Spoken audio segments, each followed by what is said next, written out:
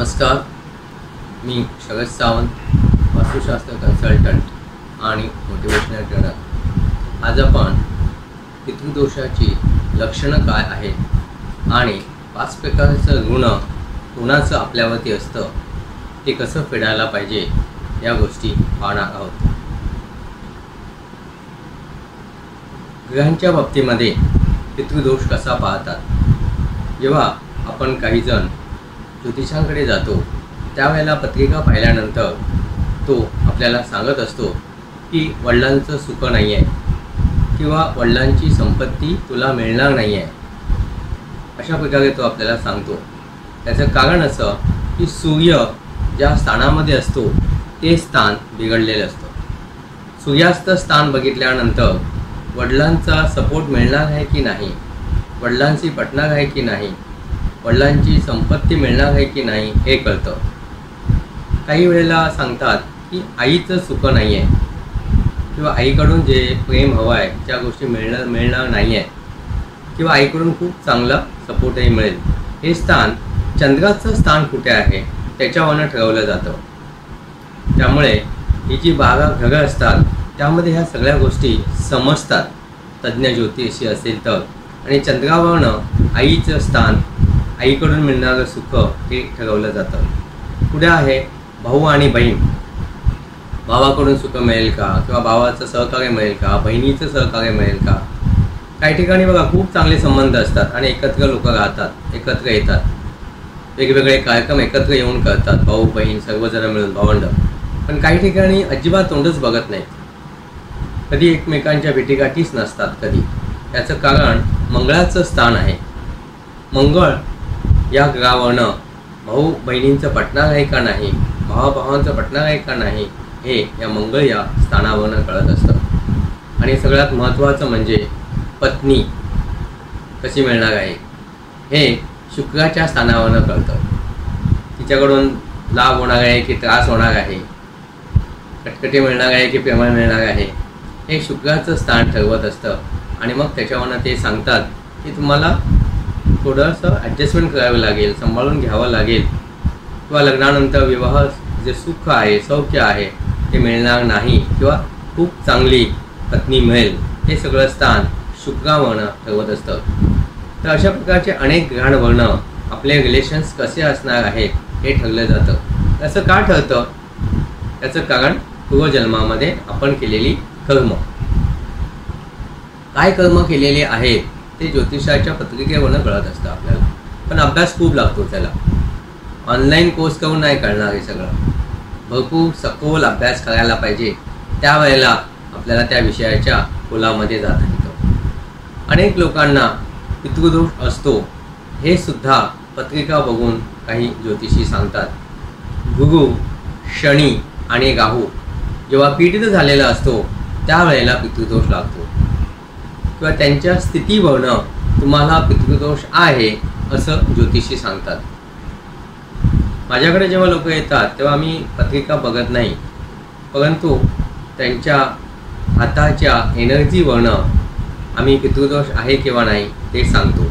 ते आमच्याकडे 2 पद्धती आहेत वेगवेगळ्या, पत्रिका न पाहता इतरही 2 पद्धती आहेत, त्याच्यावरनं आम्हाला कळतं की पितृदोष आहे की नाही आणि त्याप्रमाणे उपाय करता येतात। म्हणजे माझा फक्त वास्तू कन्सल्टन्सी हा एवढाच व्यवसाय नाही आहे, त्याच्यासोबत आम्ही त्याच फीमध्ये वास्तुदोषासोबत पितृदोष आहे का, कुलदेवता दोष आहे का, कर्मदोष आहे का, या सगळ्याच गोष्टी पाहत असतो एका वेळेला आणि मार्गदर्शन करत असतो। म्हणजे पुन्हा पुन्हा वेगवेगळ्या ठिकाणी जायला नको, ऑल इन वन अशा प्रकारची सेवा आमच्याकडून येणाऱ्या क्लायंट्सला मिळत असते। पितृदोष निवारण्यासाठी अनेक उपाय आहेत, ते वेगवेगळे उपाय जर आपण करत राहिलो तर त्याची ग्रॅव्हिटी कमी होते, त्याचे त्रास कमी होतात।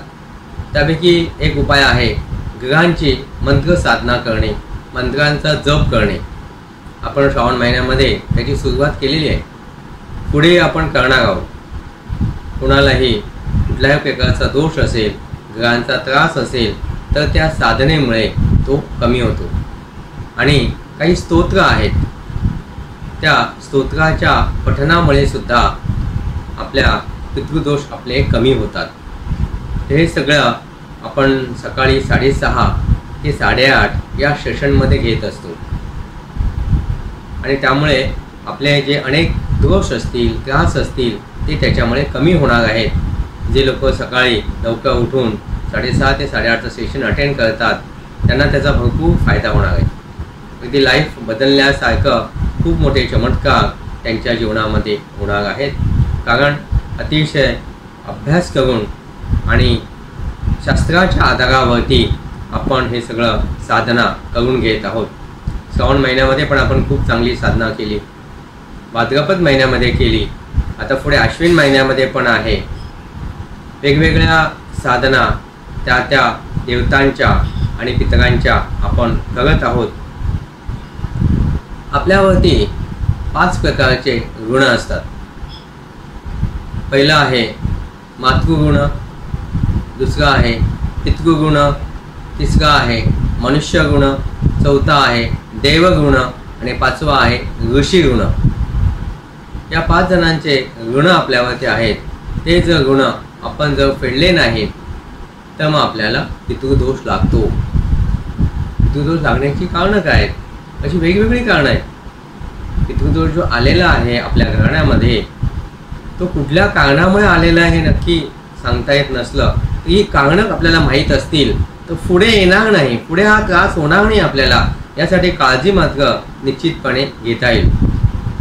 Prevention is better than cure असं म्हटलेलं आहे। मातृऋण जर आपण फेडलं नाही तर मग आपल्याला पितृदोष लागतो। मातृऋण म्हणजे काय? आईचा अपमान करणं, आईला वाईट शब्द वापरणं, आईला त्रास देणं, म्हातारपणी आईची सेवा न करणं, आईला वृद्धाश्रमात नेऊन टाकणं, अशा प्रकारे जर आईला त्रास दिला असेल आणि ती त्या दुःखामध्ये मेली असेल तर मग त्रास होतो। तिची इच्छा असते की म्हातारपणी मुलाकडून सुख मिळावं, पण ते जर मिळालं नाही आणि मुलाने जर काही असं चुकीच्या गोष्टी केलेल्या असतील तर तो आत्मा मेल्यानंतर नाराज असतो फार, म्हणून त्रास होतो। तसंच आईकडील जे लोक आहेत, मामा, नाता विशेषतः मामा म्हणतो आपण, तर त्यांना जर आपण त्रास दिला असेल, त्यांना फसवलं असेल, काही चुकीचे व्यवहार केले असतील मामा आणि मावशी सोबत, तरीसुद्धा आपल्याला त्रास होतो।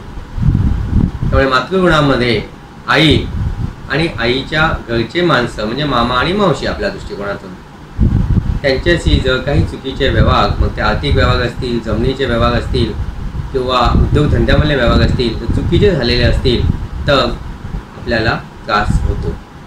दुसरं आहे पितृऋण।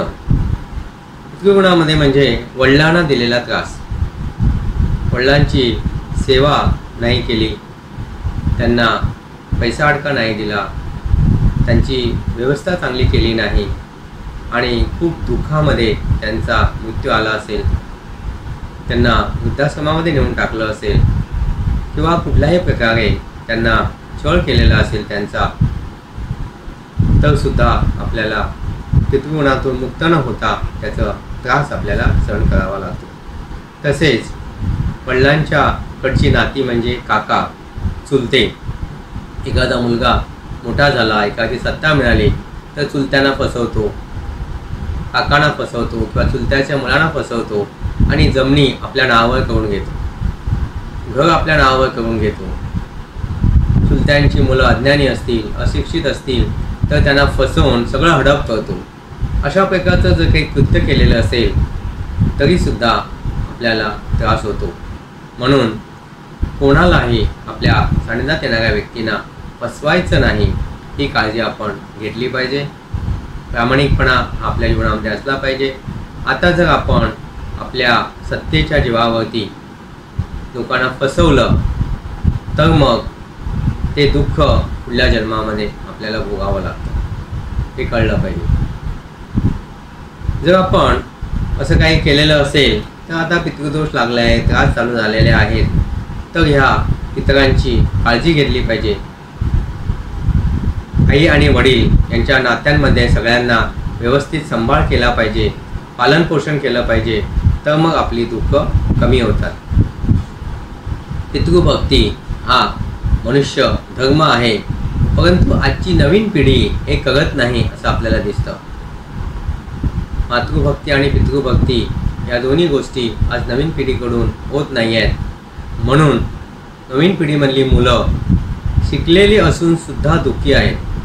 पॅकेज त्यांना चांगलं मिळतं आहे, कितीतरी पटीने जास्त पगार वडिलांपेक्षा आजच्या मुलांना आहे, परंतु त्यांच्या जीवनामध्ये जे सुख हवं आहे ते नाही आहे. आपल्याला वाटतं की किती पगार आहे, त्याने बंगला घेतला आहे, गाडी घेतली आहे, आपल्याला रिटायरमेंटपर्यंत गाडी घ्यायला मिळाली नाही, पण हे सगळं जे वैभव आहे त्या वैभवातून त्यांना सुख मिळत नाही आहेत. ती मुलं दुःखीच आहेत, कारण मातृगुण आणि पितृगुण त्यांनी फेडलेलं नाही आहे.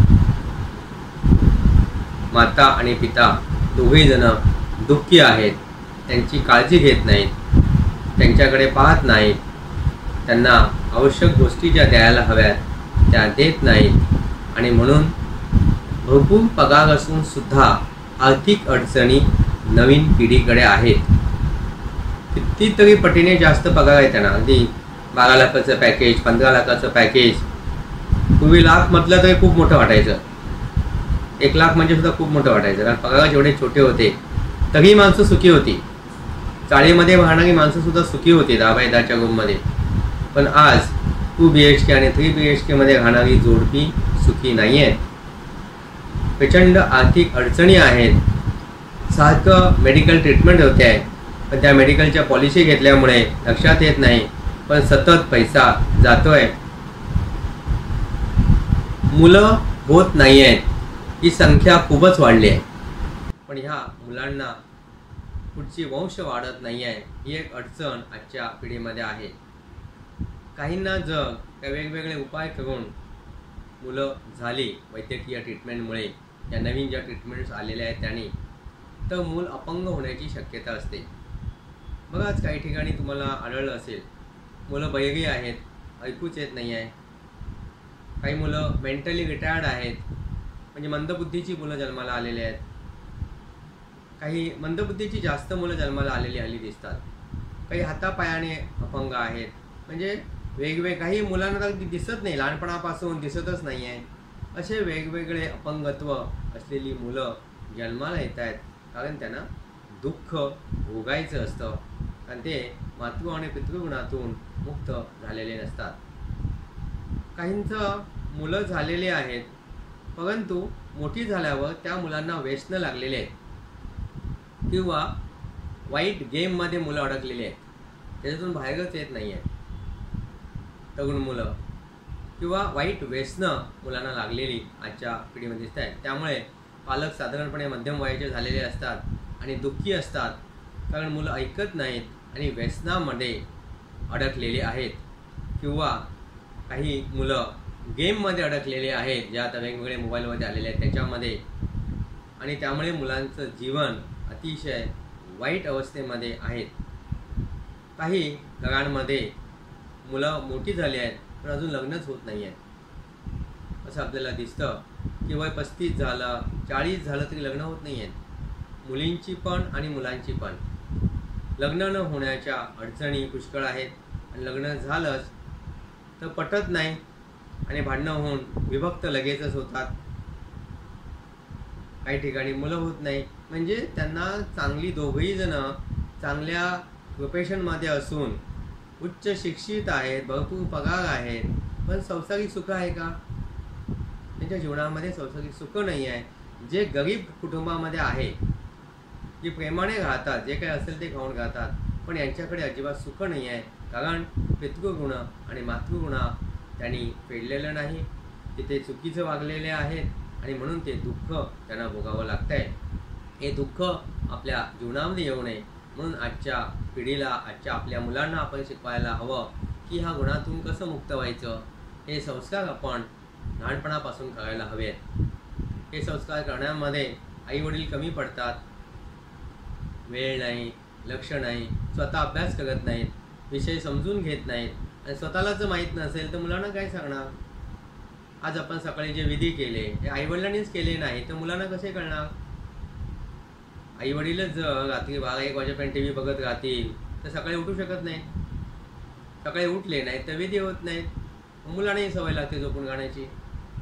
त्यामुळे आई वडिलांनी सुद्धा लक्ष देऊन हे सगळं केलं पाहिजे. आणि घरात सतत ती गोष्ट केली की मुलं अनुकरण करून मग त्यांना समजतं की आपल्याला पण हे केलं पाहिजे. त्यांना समजतं हळूहळू आणि मुलं मग करायला लागतील. पण आईवडील काहीच करत नसतील आणि मुलांना सांगत असतील की तुम्ही करा, तर मग ती मुलं करणार नाही आहेत. म्हणून आपण स्वतः आता जे आपण काही मध्यमवर्गीय मुलं पालक असतील, त्यांची मुलं आज थोडी मोठी झाली असतील, तर या मुलांना संस्कार करणं अत्यंत महत्त्वाचं आहे. मातृगुण आणि पितृगुणातून कसं मुक्त व्हायचं हे त्यांना आपण शिकवायला हवं आहे. कोणकोणते विधी, पितृदोष येऊ नये म्हणून काय करायचं, देवाची साधना कशी करायची, या दोन्ही गोष्टी अत्यंत महत्त्वाच्या आहेत. आणि म्हणून मी या सगळ्या गोष्टी मार्च महिन्यापासून चालू केलेल्या आहेत. तुम्ही जे माझ्या संपर्कात आलेले आहात त्यांच्या जीवनामध्ये दुःख येऊ नये, संकट येऊ नये, जीवन अतिशय सुखी व्हावं, यासाठी या 40 वर्षाच्या अनुभवातून ज्या गोष्टी आम्ही प्रॅक्टिकली पाहिलेल्या आहेत, शिकलेलो आहे, त्या सगळ्या मी तुमच्याकडून करून घेण्याचा प्रयत्न करत आहे. तुम्ही जर त्यामध्ये भाग घेतलात तर निश्चितच फायदा होणार आहे. पुढचं आहे देवगुण.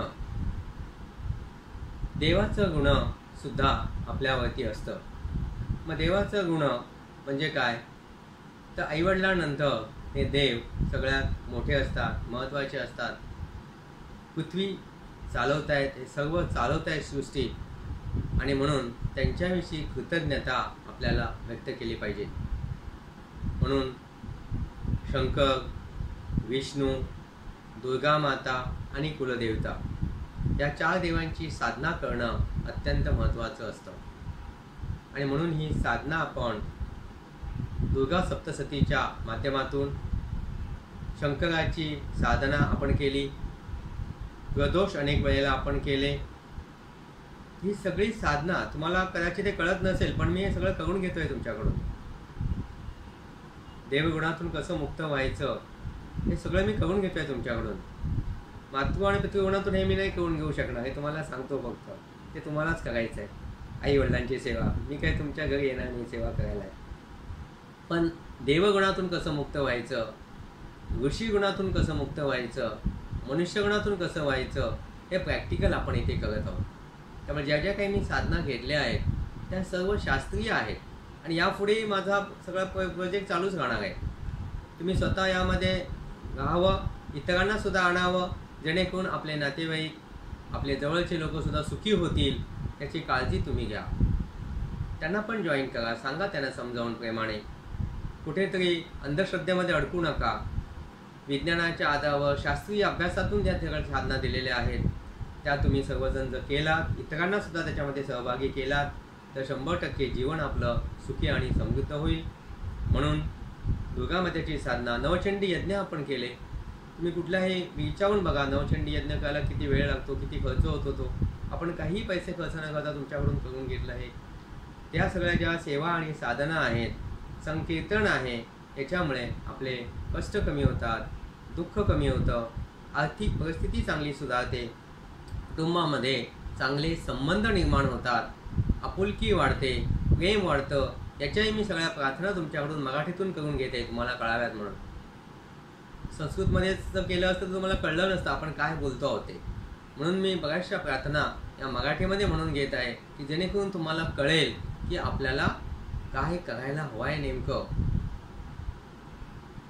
तर देवगुणातून आपण अशा तऱ्हेने साधना करून मुक्त व्हायला पाहिजे. पुढचं आहे मनुष्यगुण. म्हणजे आपल्या जीवनामध्ये अनेक माणसं आपल्याला मदत करत असतात. वेगवेगळ्या प्रसंगामध्ये माणसं आपल्या मदतीला धावून येतात. आपल्याला त्यावेळेला बरं वाटतं, हो वा थँक्स म्हणतो, पण नंतर आपण विसरतो. त्या माणसांची ओळख आपण कायम ठेवायला पाहिजे. त्यांना आपण मदत केली पाहिजे. कधी त्यांच्याविषयी कृतज्ञता व्यक्त केली पाहिजे, नाहीतर आपण कृतज्ञ ठरू. म्हणून जी जी माणसं आपल्याला वेगवेगळ्या अडचणीच्या वेळेला, संकटाला धावून आलेली असतात, मदत करत असतात, अशा अनेक व्यक्तींना आपण त्यांच्या मदत केलेल्याचं काहीतरी आपण द्यायला हवं. व्यक्त करायला हवा आहे, विसरून चालणार नाही आहे त्यांना. नाहीतर आपलं ते ऋण तसंच गाठतं आणि मग ऋण फेडण्यासाठी पुन्हा पुढल्या जन्मात भेट होते. त्यामुळे आताच जर आपण त्यांनासुद्धा जर आपण मदत केली वेगवेगळ्या पद्धतीमध्ये, तर आपण त्या ऋणातून मुक्त होऊ आणि ऋण आपल्यावरती राहणार नाही आहे. तसेच पशुपक्ष्यांचे पण गुण असतात. आपल्याला दूध मिळतं आहे ते गाई म्हशींचं, त्यांचेही गुण आपल्यावरती आहेत. अशा अनेक प्राण्यांची गुणं आपल्यावरती आहेत आणि म्हणून आपल्या जीवनामध्ये ज्यांनी ज्यांनी लहानपणापासून आतापर्यंत आपल्याला वेगवेगळ्या स्वरूपामध्ये मदत केलेली आहे, त्यांना सर्वांना आपण मदत करणं आणि त्या गुणातून मुक्त होणं अत्यंत आवश्यक आहे. त्यासाठी हे सगळे प्रसंग आठवा. जीवनामध्ये कधी कधी आपण अडचणीत होतो आणि कोणी कोणी आपल्याला कशा पद्धतीने मदत केली आणि मग त्यांचं गुण कशा तऱ्हेने फेडता येईल याचा विचार करा. ते सगळं मी आता डिटेलमध्ये सांगत नाही. ज्यांना कोणाला पर्सनल गायडन्स हवा असेल त्यांना मी फोन केल्यावर सांगेन. पण आपल्याला विषय ठराविक वृत्तीमध्ये संपवायचा आहे. पुढचं आहे ऋषी गुण. ऋषींचं गुण आपल्यावरती असतं. तुम्ही जेव्हा केव्हाही बघा पूजा करायला बसता त्यावेळेला भटजी सांगत असतात की गोत्राचं नाव घ्या. गोत्र म्हणजे काय हे खूप लोकांना माहीत नाही आहे. भारतामध्ये 7 ऋषी होते आणि 7 ऋषींना भारतातल्या वेगवेगळ्या 7 भागांमध्ये पाठवलं होतं आणि त्या सगळ्यांचे प्रमुख होते, म्हणजे सगळ्या सध्याच्या भाषेमध्ये हेड ऑफ द डिपार्टमेंट ते कश्यप होते. आणि 7 ऋषी कोकणामध्ये, साऊथमध्ये, उत्तरेला असं वेगवेगळ्या ठिकाणी गेले आणि मग त्यांच्यामुळे तो वंश वाढला. पुढे पुढे पुढे लोकसंख्या वाढली म्हणून त्यांना गोत्र असं म्हणतात. मग काही लोकांचं कश्यप गोत्र असतं, काही लोकांचं पराशर गोत्र आहे, काही लोकांचं अत्री गोत्र आहे, अशी वेगवेगळी नावं आहेत. तर आपलं गोत्र कुठलं आहे ते सुद्धा जरा चौकशी करून शोधून घ्यायला पाहिजे आणि त्यांच्याविषयीसुद्धा आपण कृतज्ञता व्यक्त केलं पाहिजे. कारण आपण ज्या भागामध्ये आहोत त्या भागामध्ये विशिष्ट कोणतरी ऋषी आलेले आहेत आणि त्याची स्थापना केलेली आहे. म्हणून आपण कुठल्या ऋषींच्या पासून पुढे आलेलो आहोत जन्माला हे समजून घ्यायला हवं. आता ते सुद्धा नक्की माहीत नसेल, आपल्या पूर्वजांनी काही लिहून ठेवलं नसेल, तर मग असं सांगितलं जातं की कश्यप म्हणा, कश्यप गोत्र असं म्हणा असं सांगितलं जातं.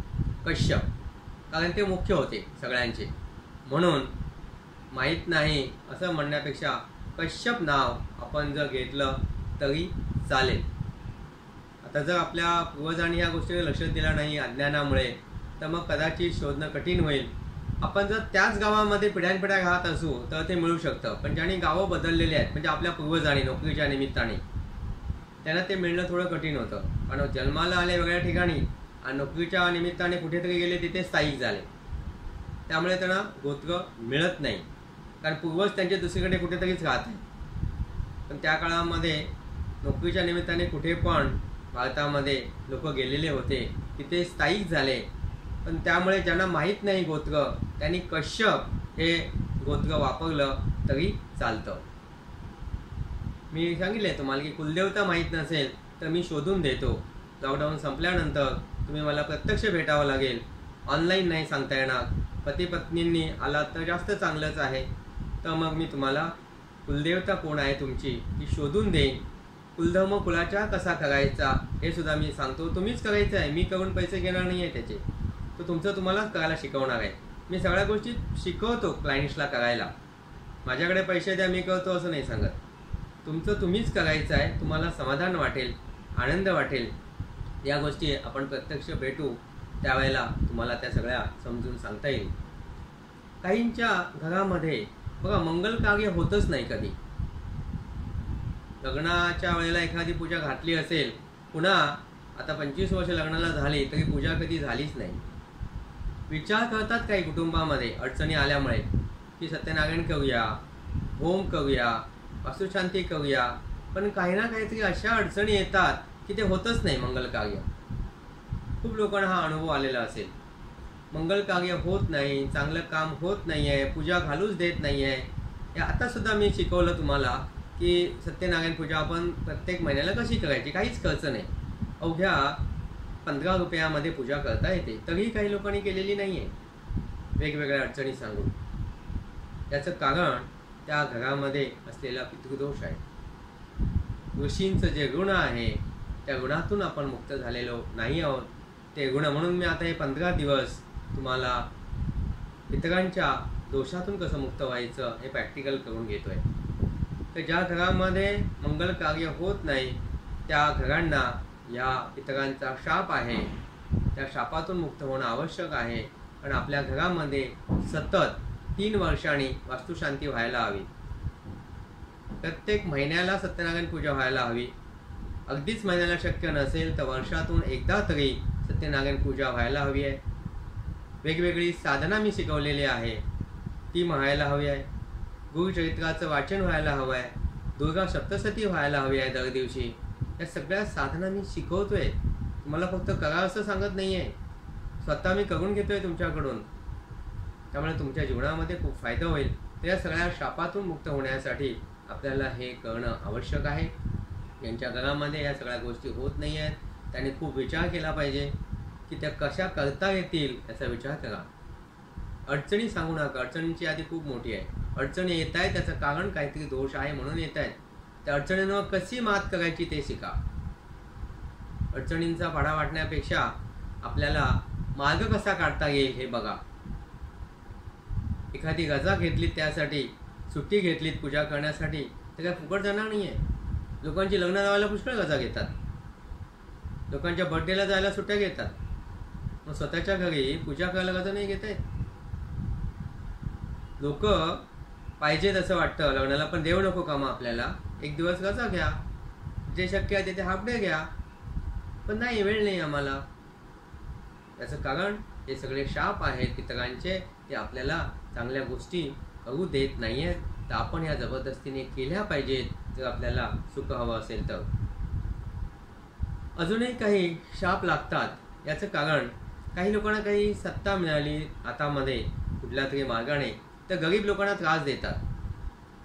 ज्यांनी गरीब लोकांना छळलं आहे, त्रास दिला आहे, त्यांना सुद्धा पितृदोष लागतो. उदाहरणार्थ सांगतो तुम्हाला की ज्यांचा बिझनेस लेबर प्रोव्हायडर आहेत, म्हणजे कामगार पुरवतात कंपनीमध्ये, ते कॉन्ट्रॅक्टर असतात. त्या कंपनीमधून ते भरपूर पेमेंट घेतात, पण प्रत्यक्ष त्या कामगाराला खूप कमी देतात. याला म्हणतात एक्सप्लॉयटेशन ऑफ लेबर. आणि त्या कामगारांकडून भरपूर काम करून घ्यायचं, कंपनीकडून भरपूर मिळालेला जो पगार आहे त्या कामगाराला न देता आपण स्वतः खायचा, याला म्हणतात एक्सप्लॉयटेशन. आता तो जो कामगार आहे, तो बिचारा जो काम करतो आहे, त्याच्या घरामध्ये जे दुःख आहे ते दुःख येईल की नाही तुमच्याकडे? त्याने मेहनत केली आहे, कॉर्पोरेट कंपन्यांनी पगारही त्यांना दिलेला आहे भरपूर नियमाप्रमाणे, कायदे आहेत त्यासाठी सगळे. मिनिमम वेजेस ॲक्टचा कायदा आहे, त्या कायद्याप्रमाणे पगार मिळतोच त्यांना. पण ते अज्ञानी असतात, माहीत नसतं, त्यांनाही भीती असते आणि म्हणून ते काम करत असतात. तर अशा प्रकारे ज्यांनी फसवणूक केलेली आहे लोकांची, किंवा सिक्युरिटी चालवणाऱ्या जे आहेत, सिक्युरिटी म्हणजे वॉचमन पुरवतात, ते सुद्धा खूप त्यांना कमी पगार देऊन 12-12 तास काम करून घेतात. कंपन्यांकडून 8 तासाचा पगार घेतात आणि त्यांच्याकडून 12 तास काम करून घेतात.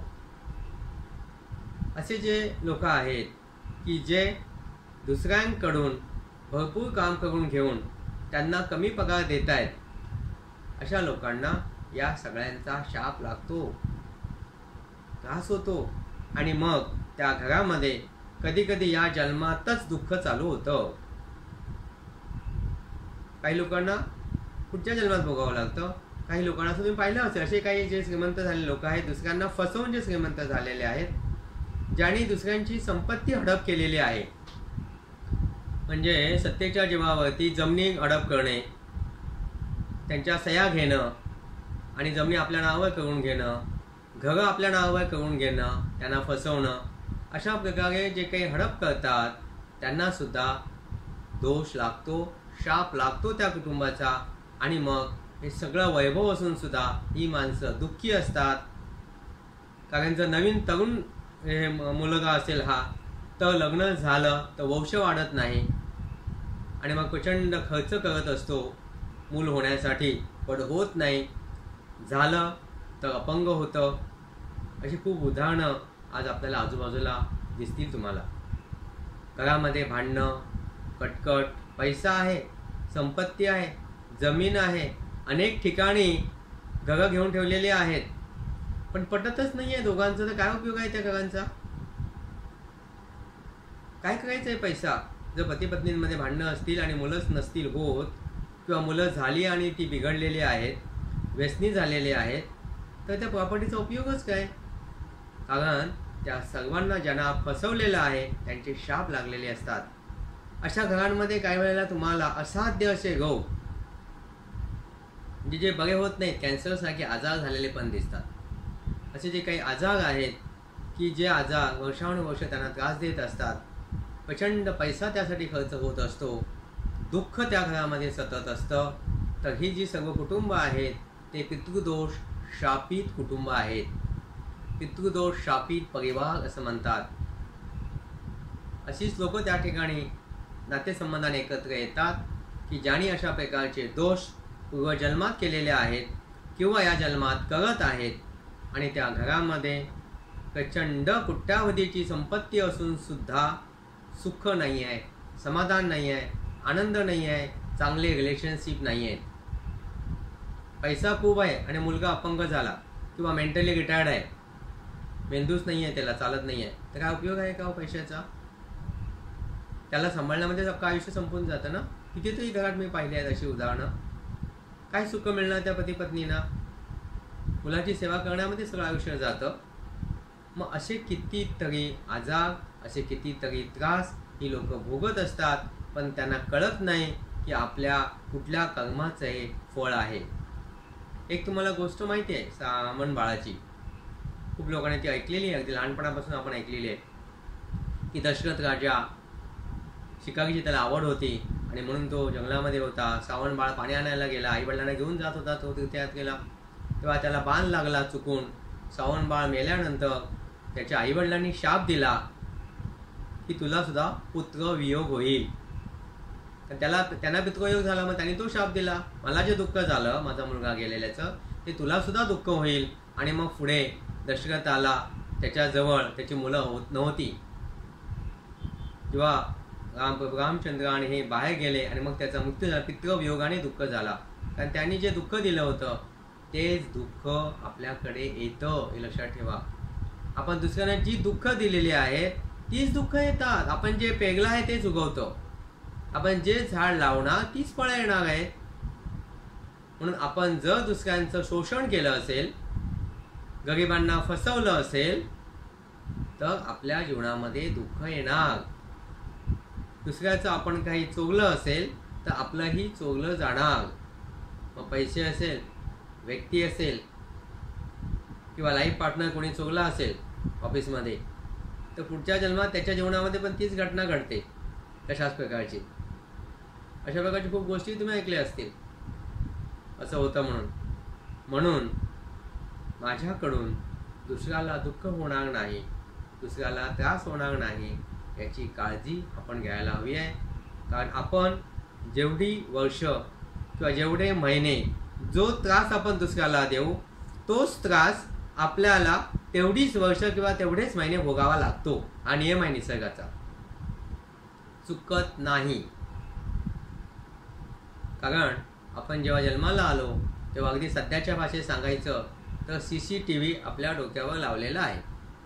होत असलेली प्रत्येक घटना त्याच्यामध्ये रेकॉर्डिंग होते आहे. खूप मोठा महासंगणक कॉम्प्युटर आहे, त्याच्यामध्ये हे सगळं सेव्ह केलं जात आहे. आणि त्यामुळे आपल्याला मी केलं नाही असं म्हणता येत नाही. जेव्हा आपण वरती जातो तेव्हा आपल्याला ही सगळी फिल्म दाखवली जाते, बघ काय काय केलंस तू ते, आणि आपल्याला मग कबूल करावं लागतं. ठीक आहे, मग जा आता पुन्हा बघून हे सगळं.